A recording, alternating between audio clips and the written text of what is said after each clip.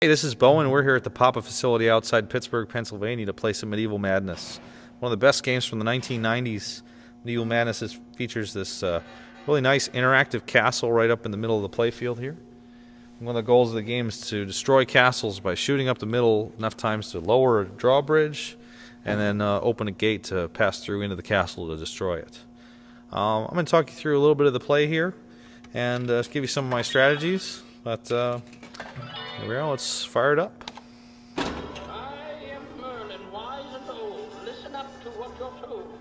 So one of the goals right away, as I said, was to try and destroy castles, so we'll start shooting for castles a little bit. Second goal at the beginning of a ball is to claim a hurry up and then shoot for the hurry up right up the middle.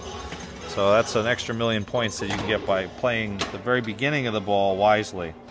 Getting control is important in any pinball machine. In this game, it allows you to shoot directly for the castle. And as I shoot the castle up the middle, I'm going to try to get control of the ball right as it comes back towards me. The castle is built to drain your ball, but you have to shoot it because it's worth a lot of points. So here's the shot, and I got to try and get that ball again. Up the middle, try to make sure that I can save that ball. Up the middle, castle's destroyed. So you're going to see me try that a little bit more. As the game goes on, the castle gets worth more and more, but it also becomes more difficult to destroy castles. So it's really a risk-reward situation.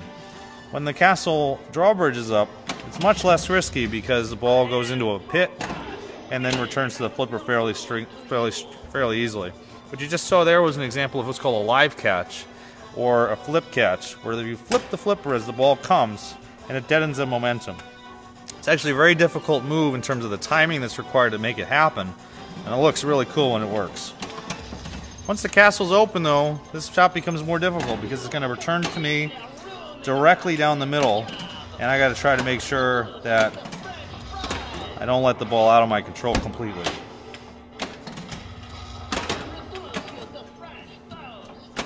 And you see there, the ball was briefly out of my control, but it's back, and that's 2 castles down.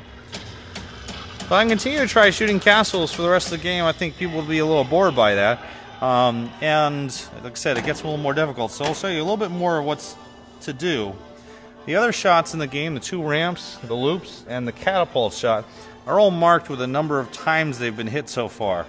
The goal is to complete them all the way up to a joust victory, damsel save, peasant revolt, or catapult slam. And getting all of those things together allows you to start Medieval Madness, the multi-ball madness, with a fairly high value. So I'm going to try to complete those shots now. The right ramp, the left ramp, all these are shots that need to be made. And again, whenever you miss a shot, the ball is out of control, and you have to be very quick about your reactions to save a ball once it's out of control. And you see I'm trying to finish all these lights. There's the left ramp completed. The right ramp needs 1 more shot. The catapult still needs 3 shots, so I can actually claim 2 shots by shooting it into the little bumper behind the catapult. That's a tough shot though, and so it's very rare actually to get that on an easy try. Meanwhile, I'm also going to try to open the next castle because it's helpful. Well, let's get the damsel save closed up if I can finish that off. Oh boy. So yeah, once the ball gets out of control, it can be very difficult to get back in control. I'm going to aim for the catapult here on the left. There's that shot to the catapult return. And that counts as 2 catapult shots. You need 3 catapult shots to claim the catapults, and there it is. During catapult round, you launch stuff that's worth points. One goal is to launch 1 of everything, and then you can get a real big bonus. There's the damsel save. And I have 1 more to get, which is the joust victory. Joust victory is on the loops. I find that the right loop is easier than the left loop, so I'm not going to shoot for the left loop.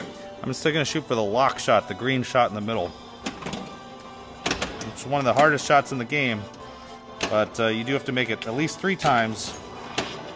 There's a good loop pass there. A loop pass is a way to get control of the ball after it's whipping around the outside of the game. You do that by dropping the flipper as the ball approaches. It then hops over to the other side. Let me try the lock 1 more time here. Ah, just missed it. Okay, finish off joust victory on the right. So now all the madnesses are lit except for Troll Madness. Troll Madness can be lit by completing trolls, and you light trolls by shooting the really challenging yellow targets that are in the middle there. They are not worth shooting for at all. I'm going to open up the castle again, and we're going to shoot the ball into the Merlin's Magic Hole on the right. The Merlin's Magic Hole in the middle here, right middle. We'll start multi-ball with all these madnesses, and through some really clever software, the Merlin's Magic Award will give you things that you want. In this case, it's going to give me the 5th thing, which is trolls. So if I can put in that hole, this is a shot that often rejects. If I put in that hole, it'll start multi-ball and give me trolls. Or I could miss completely. Let's try it again. There we go. So this is going to give me light trolls, or start trolls, or not, or it's just going to give me something else completely. Fine. But I'm going to get multi-ball here. Every shot that's flashing is worth almost 1,000,000 points, and the center shot is still going. So the castles are still attainable in this round. So one of the things players often try to do is just strictly shoot for castles. Castle is safer at this point because you can't lose your turn if you lose the balls that are in the multi-ball. All that can happen is you go back into regular play. And there's the 3rd castle destroyed, worth 6 million. I lost a ball there through poor play, but I still have a 2nd ball going. And there goes the 2nd ball. So it wasn't a very good multi-ball, but I did make progress towards the castles.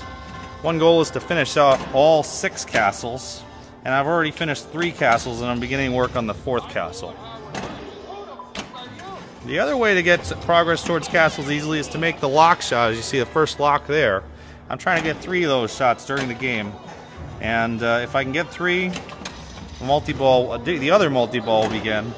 And like that multi-ball, I tend to work on the castle a little bit during that time in hopes of getting progress and getting points off the castles.